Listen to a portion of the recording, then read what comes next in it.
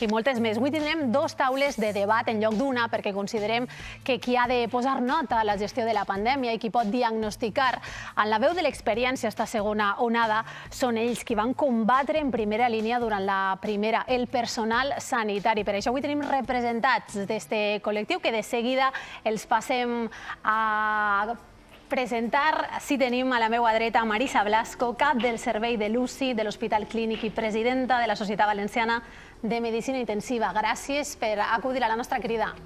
Gràcies a ti.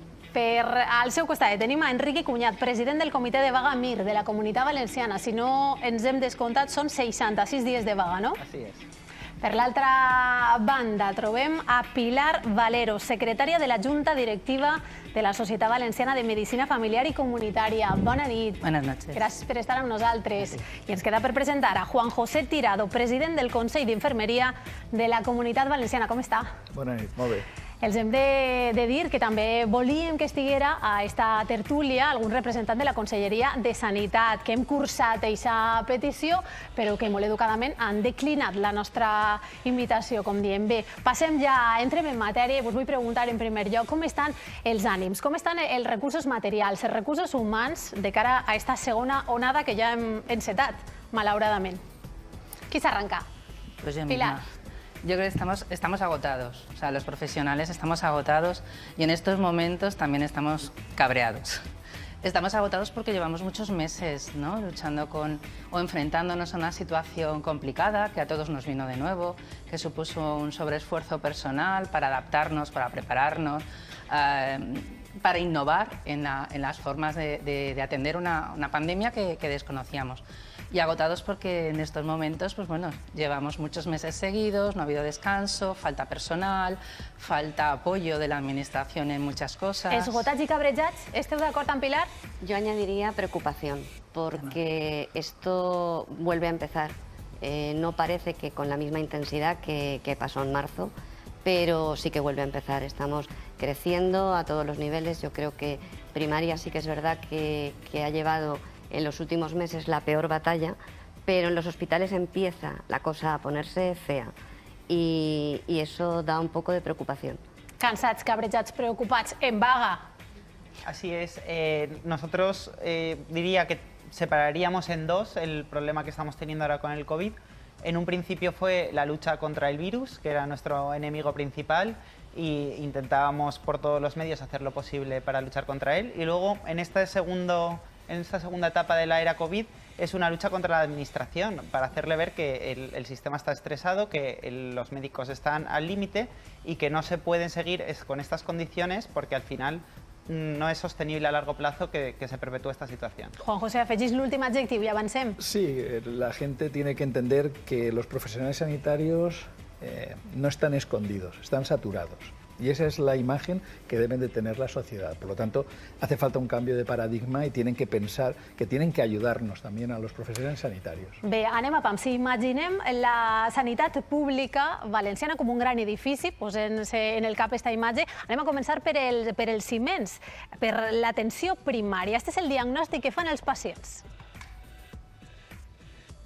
Que no n'hi ha dret que una persona toque per telèfon, no l'agarren per molta feina que diguen que tinguen i toques en un dia 20 vegades perquè estàs mala. Jo vinc per això perquè no me l'agarren, però jo no tinc queixa de com ens atén la doctora, mon pare, superbé. Que agarres el teléfono en tu casa y no lo agarra ningú. Pues fatal. Yo creo que le han metido la pata con el tema de no coger los teléfonos y nos tienen aún haciendo más colas sin necesidad. Fan el que poden, els homes. Tampoc pots dir res perquè ells diuen que atenen al mateix temps a la gent i al telèfon. Entonces, tota la gent se queixa d'això, verdaderament. Així estan les queixes, centraletes col·lapsades, pacients que s'han de personar als centres d'atenció primària. Pilar, tu eres metge de família a Benaguasil. Quina és la resposta? Per què s'està produint això? Bueno, la verdad es que se cambió la forma de atender a las personas por la situación. O sea, de repente hay un virus que es muy contagioso y lo mejor es permanecer en casa, se produce el estado de alarma, el confinamiento, y entonces tenemos que empezar a atender a nuestros pacientes por teléfono. Al principio todos en shock un poco, los pacientes no demandaban muchas cosas y éramos nosotros los que llamábamos de forma proactiva a los pacientes para ir pues preguntándoles, aconsejándoles cosas y tal, y hasta ahí todo muy bien, ¿no? El problema viene cuando empezamos la desescalada y la gente... Quan assumiu el rastreig, el gros del rastreig l'assumís en atenció primària. Ahí es donde viene casi todo, ¿no? Empezamos a estar muy saturados. Se mantienen las llamadas telefónicas si además la gente tiene razón, es decir, los mostradores están colapsados. Lo decíais en el vídeo de cabecera, ¿no? Antes se recibían 50 llamadas y ahora se reciben 300, con el mismo personal y con los mismos medios, Per los mismos exemple, tu, Pilar, teléfonos. quants pacients atens de mitjana al dia? Pues entre 45 y 50 mínimo. Entre llamadas telefónicas, visitas presenciales y algún domicilio que también tienes que hacer. Quiero decir que mantenemos esa media de llamadas con lo que habitualmente tenemos en las consultas de enfermedades crónicas y patología aguda que surge, más aparte todo lo que conlleva el COVID. Todo el Vos rastreo. pregunte als demés, això ha derivat, este col·lapse, esta sobrecàrrega en atenció primària, ha derivat, per exemple, més pacients a urgències? Claro, yo es que además creo que esta pandemia, si una cosa ha puesto de relieve, es la sobrecarga que ya tenía el sistema sanitario. Con una sobrecarga mayor en un momento puntual tan salvaje, lo que ha conseguido es eso, que se sature. Y lo que falta es personal, evidentemente, y medios. Era algo que ya se sabía y ahora está pues amplificado por la pandemia. Es un porcentaje de enfermos que no existían antes. Juan José, des del col·lectiu d'infermers i infermeres també demandeu aquesta necessitat de més mà d'obra. La estructura que nosotros tenemos es una estructura obsoleta. Decir que en España, por cada 100.000 habitantes, la Comunidad Valenciana tiene 520 enfermeras. 332 menos que la media europea. La Comunidad Valenciana actualmente es la tercera por la cola en número de profesionales, en ratio de profesionales con respecto a España. Solo nos supera, está por bajo de nosotros Murcia, creo que, y otra comunidad. Por lo tanto, hay un déficit de profesionales reales que la Administración no ha sido capaz nunca de actualizar. Ese ratio tan bajo ha hecho también que haya una saturación. Cuando hubo esa saturación primera, tampoco se pusieron unas medidas adecuadas en cuanto a muchísima gente, porque hay que tener en cuenta que la edad media de esta profesión, la profesión enfermera, es de unos 55 años. Tampoco se puso las medidas necesarias como para que gente que podía estar en primer punto de batalla, o sea, en primera línea, pues tuviera otras ocupaciones que no fueran esas, en vez de cogerse bajas, porque también se han producido bajas y tal. Entonces, había que ver estructurada de una forma mucho más factible para los profesionales el que pudieran seguir trabajando. No es pensen que ens hem quedat a les portes només dels centres d'atenció primària. Hem entrat per veure com funciona el seu complicat engranatge en temps de Covid. En les últimes setmanes ha augmentat la pressió sobre els centres d'atenció primària i són els encarregats de buscar nous contagis entre els contactes estrets de cada nou positiu, però al mateix temps han de continuar donant servei a la resta de ciutadans i tot en uns protocols especials de coronavirus per evitar aglomeracions, que els centres d'atenció primària es convertisquen en fonts de contagi. Llamarà mañana al médico, ¿vale? Sí, Quan tu tens un malalt davant, el primer que no saps és si és Covid o no Covid, per això totes les mesures que s'estan produint. Existe un triaje, un control fuera. María Jesús, 830. Y le pregunto a la chica que está en la puerta con toda la lista de la gente que tiene que entrar. Como venía con andador, me la han dejado dentro sentadita. Y nada, a partir de ahí, cuando le ha tocado su turno, ha entrado. Le llamará el lunes a partir de las 9:20. En un mostrador más de 3 o 4 personas no pueden haber. Entonces, ahí sí que se puede crear en los centros de salud, en la entrada, un poco de lío. M'ha tocat vindre en persona, perquè tot és tocar i com si no existiren els telèfons. Si antes había, por decir un número, 50 llamadas, ahora hay 300, eso es muy difícil de gestionar, es muy difícil.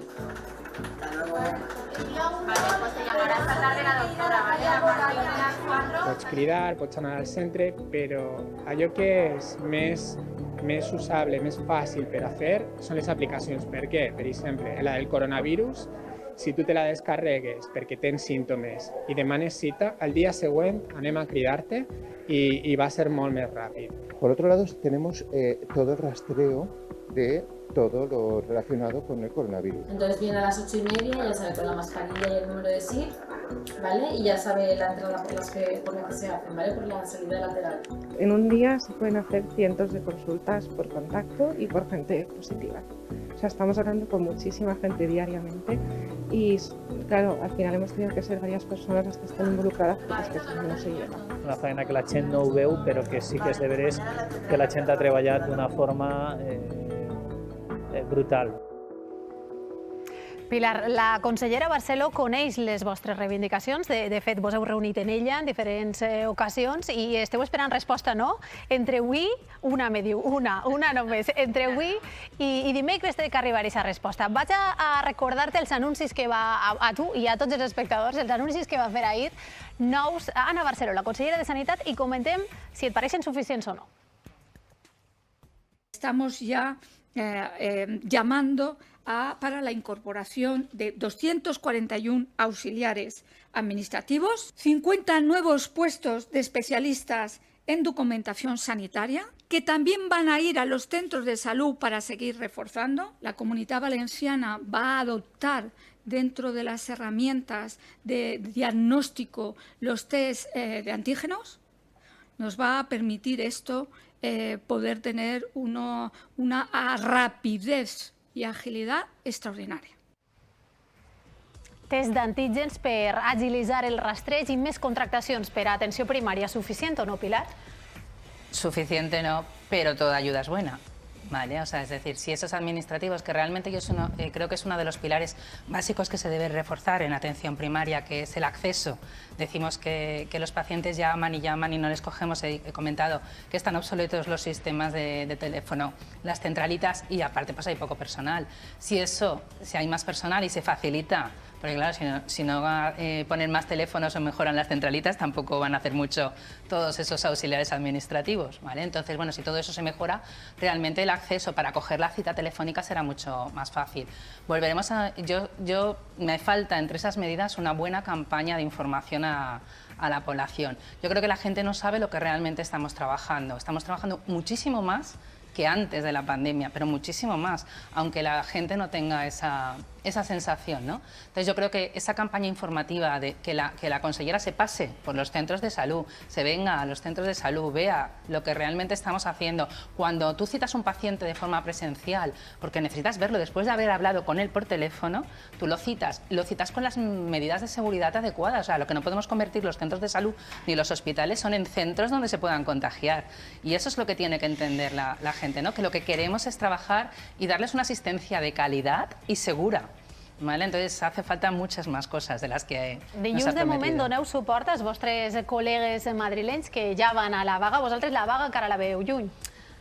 Nosotros esperamos que todavía le quedan unos días, que la consellera se ponga un poco más las pilas y todavía mejore un poco más, que contacte, que hable con nosotros, porque muchas de las cosas a veces no tienen en cuenta a los distintos colectivos. Se reúne poco con los médicos y con los enfermeros y se reúne poco con los sanitarios. Tant de bo vaig endavant aquesta negociació i siguin satisfactòries la resposta que vos donen des de Conselleria, perquè de moment l'altra negociació que està totalment encallada és la dels MIR. Tenim, com diem, Enrique Cunyat, representant de tots estos professionals que estan en vaga des de fa 66 dies. 66 dies, 3 reunions en este cas, ¿y cuántos avanços? Pues muy poquitos. La primera reunión se limitaron a decirnos que no querían negociar nada con los residentes, consideraban que no tenían que negociar nada con el comité de huelga. Luego, posteriormente, un mes después, sí que hubo 2 reuniones donde pudimos llegar al fondo de la cuestión, hablar de los distintos puntos que considerábamos que se debía mejorar del día a día de los residentes. Sin embargo, se nos hizo una propuesta en esa última reunión en la que el único compromiso de Consellería se limitaba a cumplir la ley. Nosotros consideramos que el cumplimiento de la ley no es negociable, es algo que se tiene que hacer independientemente haya una huelga o no haya una huelga, aunque sabemos que en muchos de estos casos no se está cumpliendo la ley en muchos temas. Por otra parte, aquellas condiciones que sí que requerían un cambio organizativo o un presupuesto de la Generalitat para poder llevarse a cabo, se negó en rotundo a todos ellos. No buscó un punto intermedio, ni siquiera un punto escaso, simplemente se negaron a ninguna de esas reivindicaciones. Nosotros consideramos que no hubo una negociación efectiva por ese punto y esperamos que recapaciten, que haya voluntad política de mejorar las condiciones de los residentes y que a partir de ahí aquellos residentes que entren en la residencia a partir de hoy no tengan que vivir aquellas situaciones que hemos vivido los residentes que hemos entrado hace un año, hace 2 o hace 10, perquè muchas de estas condiciones se han perpetuado desde hace mucho tiempo. Parlem del futur dels metges que estan formant-se per a especialitzar-se. Marisa, es pot tolerar esta fuga de talent que s'està produint per aquestes males condicions de treball? Yo creo que no se debe tolerar. Toda huelga y toda reivindicación es muy lícita y yo creo que es una lucha que tenéis que continuar. No sé cómo la sostenéis tantos días, eso también es la verdad. 66 días seguidos para un MIR es mucha tela, pero bueno, es un problema, evidentemente. Nosotros realmente tenemos una fortaleza y es que sabemos que nuestras reivindicaciones son justas, sabemos que no queremos que aquellos que pasen en las siguientes generaciones tengan que pasar por ahí.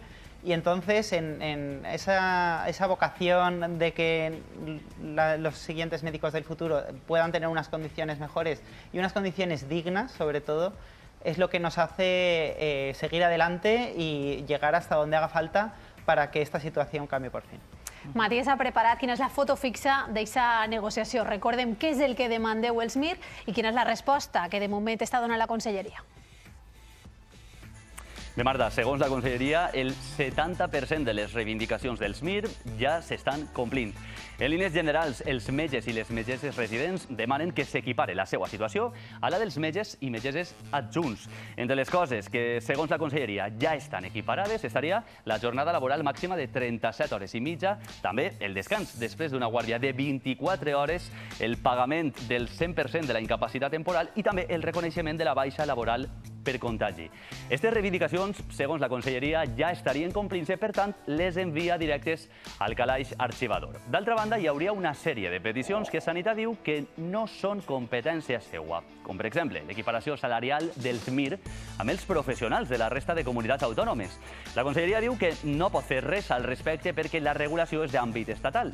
Per tant, passa la pelota directament al Ministeri de Sanitat. Per últim, hi ha 7 reivindicacions més que la Conselleria de Sanitat reconeix que sí pot tramitar. Entre d'altres, ara ho veuran, establir com a màxim 5 guàrdies obligatòries al mes, el pagament de dietes en les guàrdies d'atenció primària, sumar un dia de lliurança addicional després de la guàrdia de diumenge o festiu i també la creació d'un òrgan supervisor de les condicions de treball dels MIR.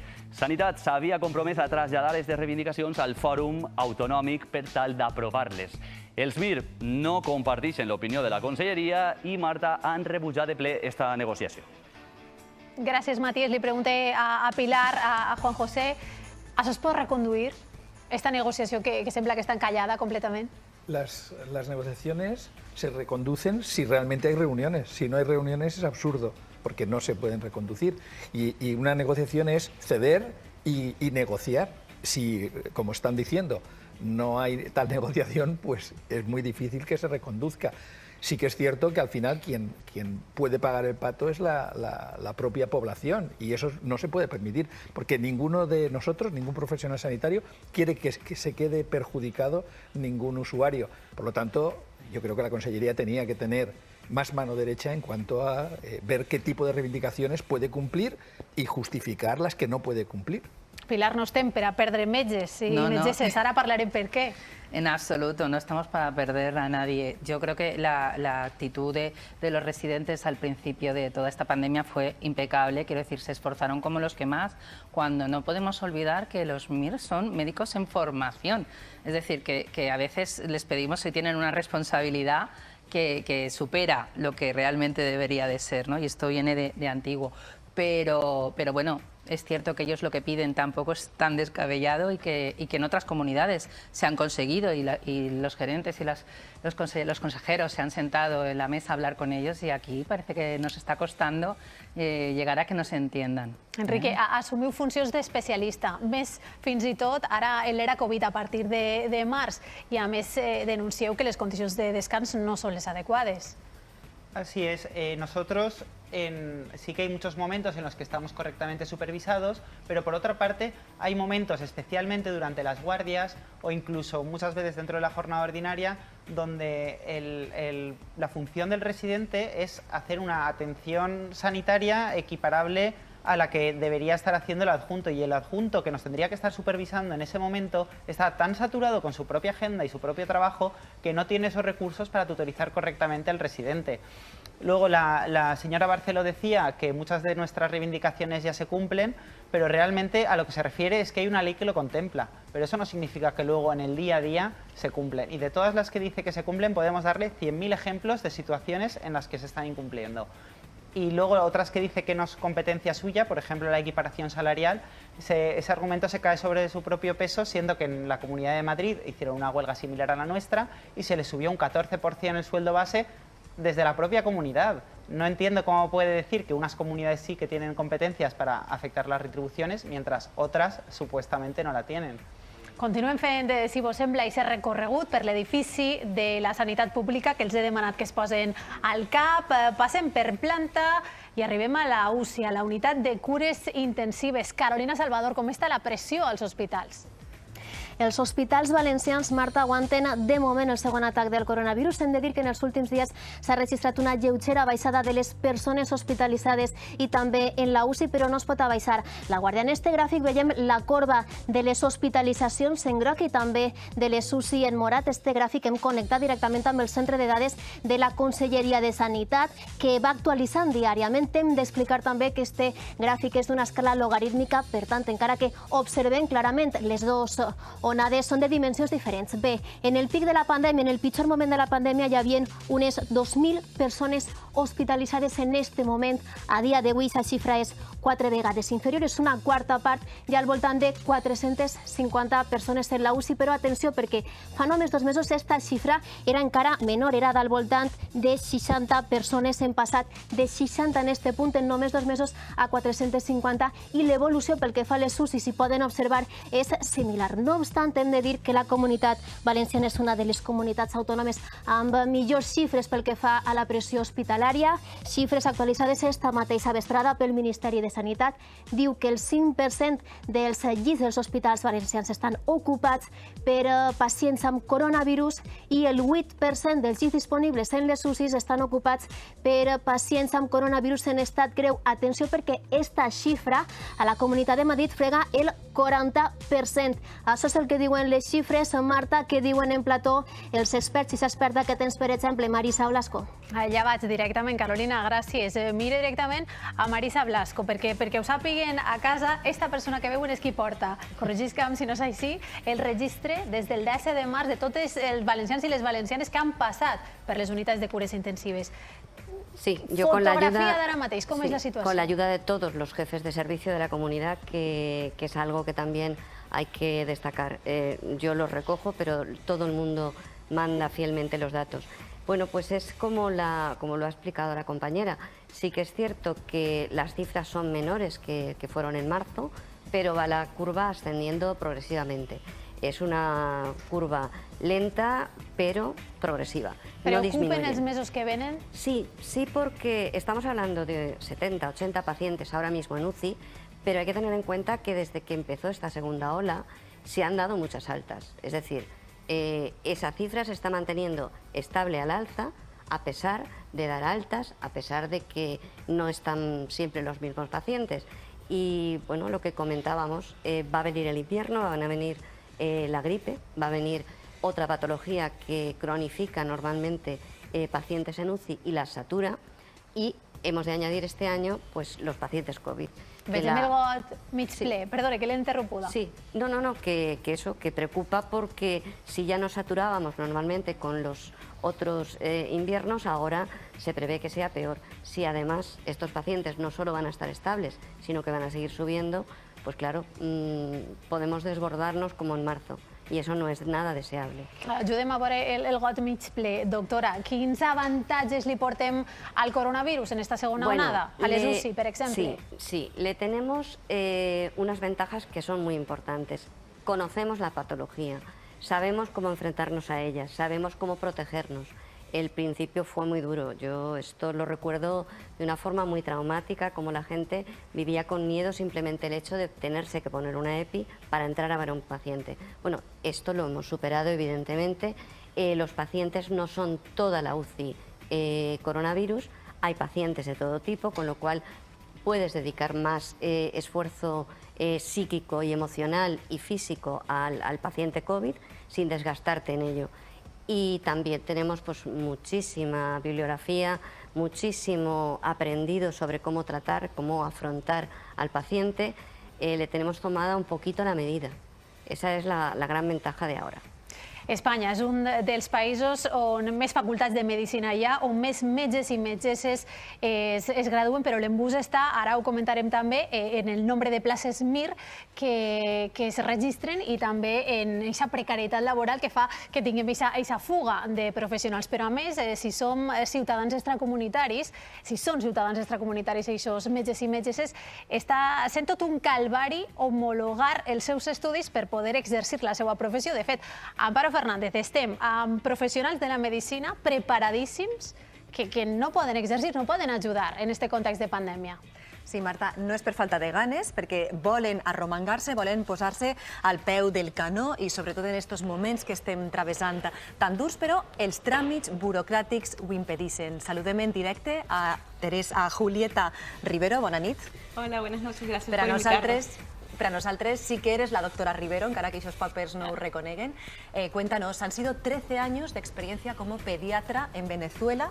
Aquí en España todavía no puedes ejercer. Sí, bueno, yo emigré aquí a España aproximadamente hace casi 2 años e introduje la homologación del título aquí en España en enero del 2019. O sea, me gradué hace muchos años, tengo casi 20 años ejerciendo como médico y en la área, en la especialización de pediatría, más o menos 12, 13 años aproximadamente, con manejo de niños en trauma shock, cuidados intensivos.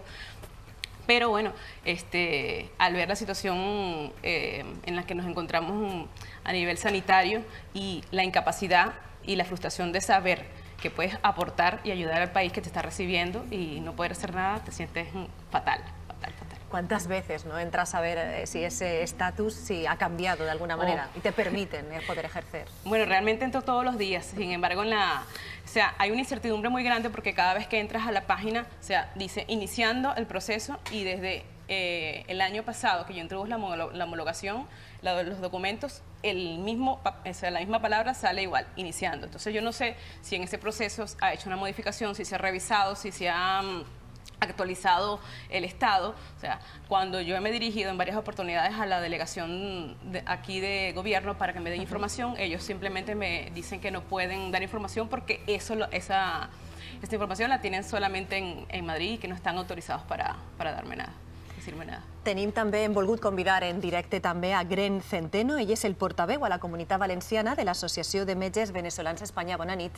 Buenas noches. Tu eres metge del SAMU a València. Per què està este problema? Per què aquests tràmits burocràtics són tan lents en estos moments? Sí, lo que nos dicen las autoridades es que por el número tan elevado de solicitudes que ha habido por el aumento del flujo de solicitudes en los últimos años, pues hay un embudo y se ha hecho esa saturación y esa ralentización de los procesos. Un proceso que hace unos pocos años, hace tan solo 5 años, tardaba en promedio 3 meses. Ahora, en mi caso, tardó 2 meses en la homologación en el año 2013 y ahora estamos hablando de compañeros que tienen 2 años y medio para el mismo proceso y sin obtener respuesta.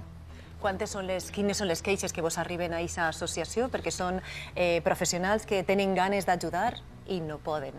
Sí, actualmente nosotros tenemos 2.600 médicos asociados y de los cuales estimamos, según el último censo, unos 1.200 se encuentran ya sea por problemas burocráticos en la homologación o para la regularización de su estatus migratorio, que no pueden unirse a la fila para poder ayudar en el trabajo en esta pandemia.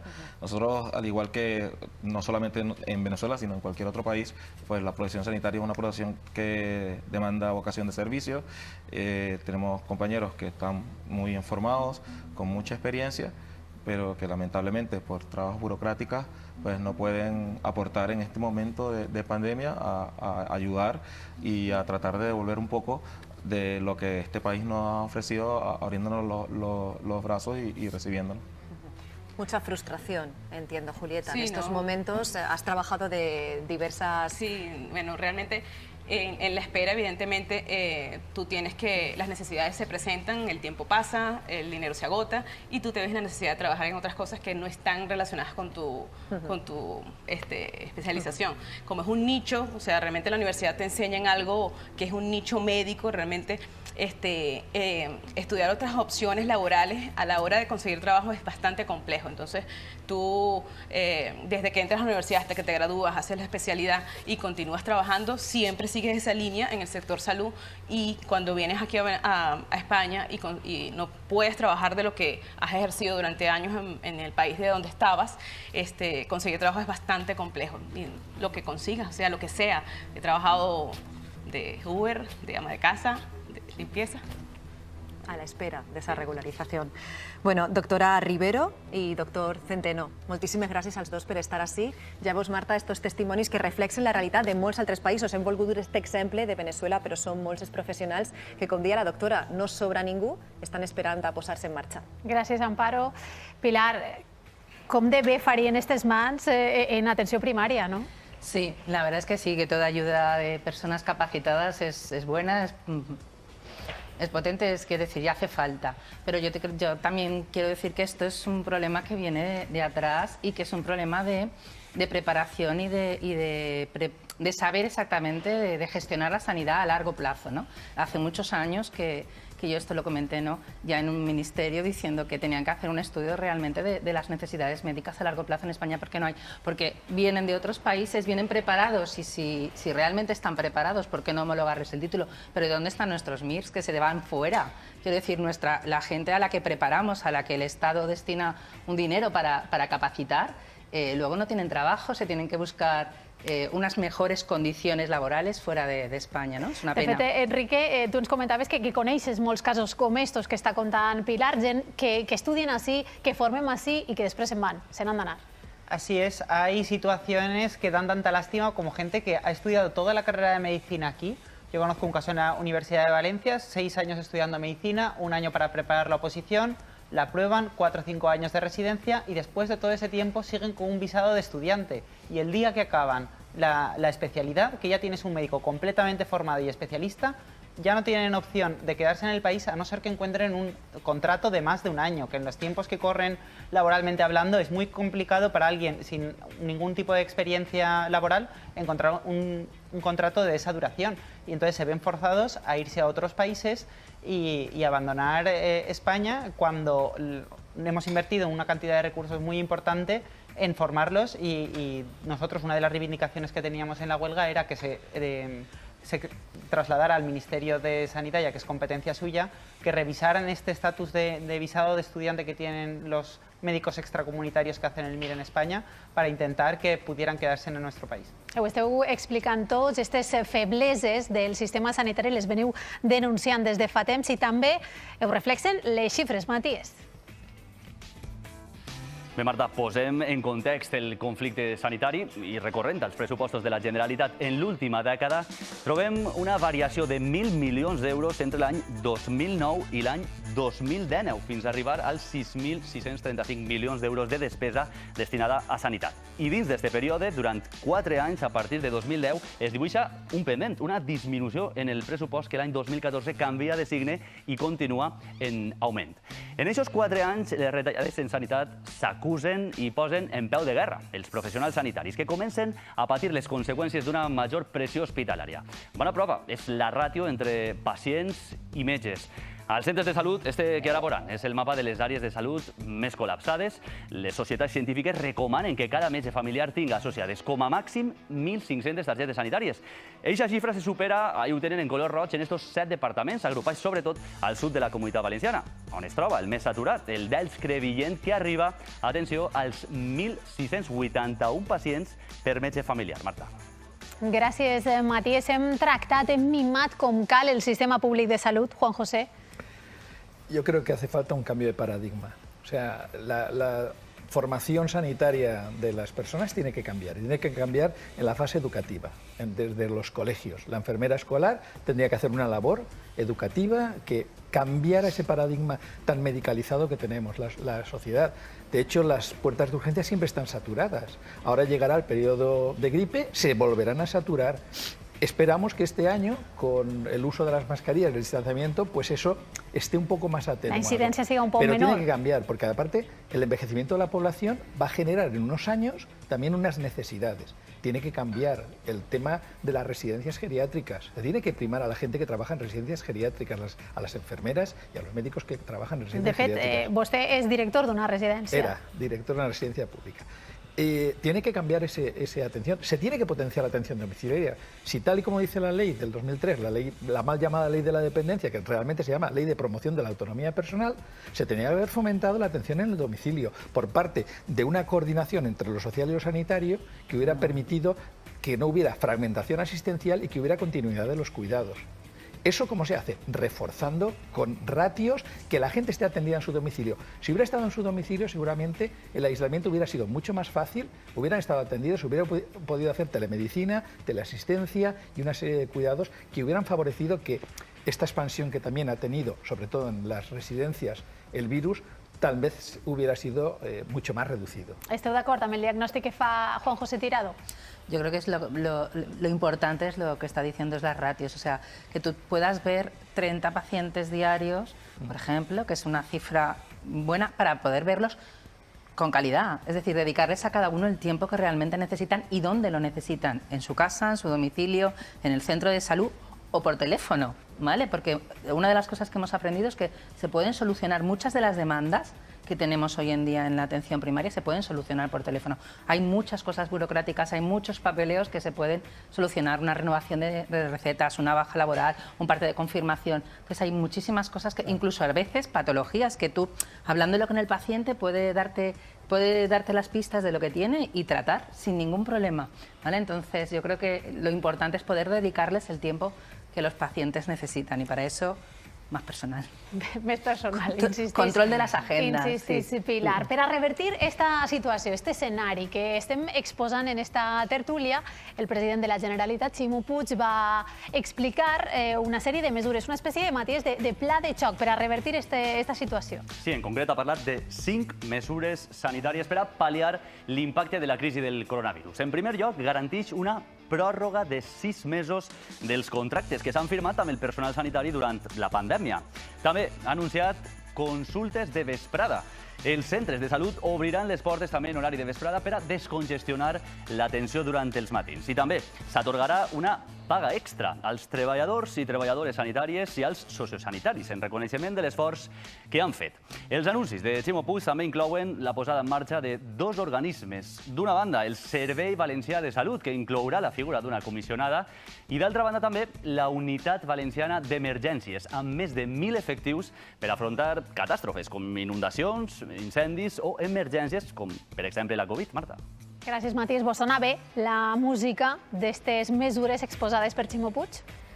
Bueno, yo creo que está bien todo eso si además se pone en la mesa que falta personal a todos los niveles dentro del sistema sanitario, sociosanitario diría yo. Juanjo sí, creo que ha dado también en el clavo. No solo hacen falta sanitarios, hacen falta asistentes sociales y dentro de los sanitarios todos los estamentos, porque todos. Una UCI no hace nada sin una enfermera y sin una TCAE. O sea, tenemos que cumplimentar bien las ratios.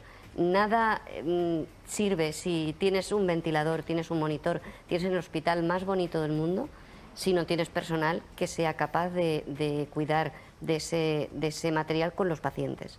Con lo cual, dinero para más personal, pero en todos los estamentos. Estas medidas espero que no sirvan para aumentar todavía la burocracia y el personal en la Consellería de Sanidad. Lo que hacen falta son profesionales sanitarios. Espero que si se crea esa agencia nueva que ha dicho el presidente, pues bueno, que se eliminen direcciones generales que supongo que ya no harán falta. Espero yo que haga ya una reestructuración, no un aumento del sistema burocrático y de gente que realmente ahora mismo lo que hace falta es gente asistencial. Hacen falta profesionales que no se vayan, que no los fidelicen en otras comunidades o en otros países, como ha estado ocurriendo hasta ahora, sino que se queden aquí. En la Comunidad Valenciana se colegian anualmente 1.000 enfermeras, 1.095 más o menos, y se jubilan 880, o sea que hace falta personal. I en els pròxims anys encara en farà falta més. De cara al envejecimiento que estaba comentando, por supuesto que sí. Pilar, solucionem el problema d'eixa sobrecàrrega que teniu als centres d'atenció primària obrint-los de vesprada? Pues la verdad es que hay muchos centros de salud que ya se abren por las tardes, entonces no sé cuál va a ser la diferencia. No sé si lo que va a ocurrir es que van a venir más médicos o vamos a ser nosotros mismos los que tenemos que estar más horas. Es que eso no queda claro, quiero decir. Falta concreción, esos mensajes. Falta concretar mucho. Es decir, desde cómo va a abrir los centros de salud por la tarde. Yo digo, hay muchos centros de salud que se abren por la tarde, que tenemos consultas por la tarde un día a la semana. Por ejemplo, yo uno de los días, en los martes por la tarde, es cuando me toca y siempre hay un compañero y luego además tienes los puntos de atención continuada que están ahí, ¿no? Pero por eso digo, no sé, me falta saber exactamente con qué personal y cómo. Y como decía Juan José, si se abre una nueva Agencia Valenciana de Salud, esto va a ser una duplicidad de gasto sanitario que va a ir encaminado donde no debe, que no es a la asistencia al pie de calle, ¿no? Creo que eso hay que replanteárselo y tomarlo todo con un poco de... Vamos a ver hacia dónde, porque decir cosas y luego no llevarlas a cabo es complicado. A partir del 5 d'octubre començaran a cridar-nos per a vacunar-nos contra la grip. S'avança enguany la campanya per a rearmar-nos en este context de segona onada de coronavirus, de pandèmia, però de moment, Matías, volem diferenciar la sintomatologia del coronavirus i la de la grip, perquè quede clar. Sí, però per a fer-ho vaig a necessitar l'ajuda de Pilar. Per favor, Pilar, acosta't així a la pantalla perquè segur que ens detalles molt millor que jo quines són les característiques, però sobretot les diferències per a poder identificar si estem patint un refredat, la grip o el coronavirus. Mira, comencem fàcil, Pilar. Quina seria la característica o les característiques diferenciadores del refredat, el més fàcil d'identificar? Bueno, pues el resfriado es lo más benigno, ¿vale? Entonces es sintomatología normalmente más leve y lo más característico generalmente es la congestión nasal, la rinorrea, ¿vale? Y algo a veces de dolor de garganta. Y no suele dar fiebre. Exacte. De la sintomatologia més lleu. Exactamente. Entrem ja en matèria. Coronavirus, grip. Quins serien, podríem dir, aquestes característiques que tal volta ens fan dubtar, que estan presents tant en el coronavirus com en la grip? Quines serien? Pues esto es un poco lo malo de las dos cosas, ¿no? Que se nos van a venir, y es que la sintomatología es muy similar. Tienen en común, por ejemplo, la fiebre. ¿La fiebre?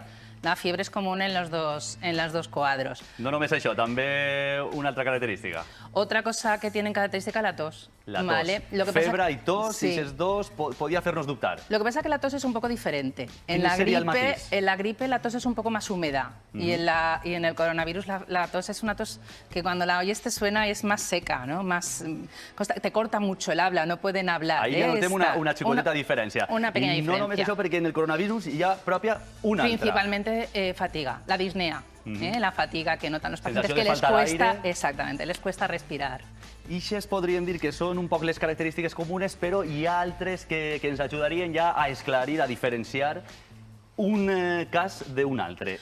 ¿Quiénes serían esas características más propias del coronavirus, por ejemplo? Por ejemplo, el coronavirus es también de un comienzo un poco más progresivo, cuando la gripe es como muy brusco. De repente estoy bien y de repente estoy con fiebre y me encuentro fatal, ¿no? En el coronavirus es como más ralentí. Empieza un poco, no sé lo que me pasa, pero no estoy bien, ¿no? Y empieza como más, la sintomatología empieza más lenta. Pero también es verdad que se complica más bruscamente el coronavirus que la gripe. La gripe, sí, las complicaciones, ¿no? Ya más avançado. Pero mes de col. Sí. Y ya una característica del coronavirus relacionada amb l'olfacte. Exactamente. Uno de los signos que puede aparecer en el coronavirus, y es como bastante diagnóstico y nos orienta y nos lleva más hacia allí, es la falta de olfato y las alteraciones en el gusto también. Ahí ho tenim, pèrdua d'olfacte i de gust. Això no corre tant amb la grip, que sí que té una altra característica que la diferencia, pero la sembla prou al refredat. Exactamente. Es lo que puede haber un poco de congestión y sí que es verdad que cuando tenemos algo de congestión pues parece que olemos un poco, pero no es tan claro esa pérdida de olfato de no oler nada o tener alteración muy marcada del olfato que ocurre aquí. Si tenim congestió nasal, no pensem de primeres que podria ser el coronavirus. Es más fácil que sea una gripe. Pilar, moltes gràcies per la teva explicació, sobretot agrair-te també haver participat en esta taula de contertulis avui. Gràcies per acompanyar-nos. Crec que ha quedat prou clar com diferenciar aquests tres tipus de malaltia. Gràcies, Matías. Prenem bona nota d'aquestes diferències de sintomatologia entre la grip comuna i el coronavirus. I abans d'acomiadar-vos, m'agradaria que llançarem un missatge positiu davant de tanta mala notícia. Marisa, per exemple, això passarà més prompte o més tard i hem de recordar que allò més important és que ens cuidem, ¿no? Sí. Yo el mensaje que quisiera que se quedara la gente de la calle es que lo mejor para este virus es prevenirlo. Tener un miedo sensato, no hay que tener un miedo a vivir. Y ahí entra lo del autocuidado. Lo que uno tiene que hacer es protegerse mucho con la mascarilla, lavarse mucho las manos, intentar mantener la distancia de seguridad. Están un poco prohibidas ahora las masificaciones. Yo me imaginaba esta tarde pues, ese típico pub de Valencia nocturna en invierno, todos metidos ahí dentro, pegados. Bueno, pues eso no, eso no toca este año y probablemente podrá venir otro año, pero hay que saber que este virus ha venido a quedarse, que hasta que no tengamos una vacuna la posibilidad de contagiarse es muy alta. Y la posibilidad de contagiarse lleva implícito una ruleta rusa en que te puede tocar pasarlo muy mal.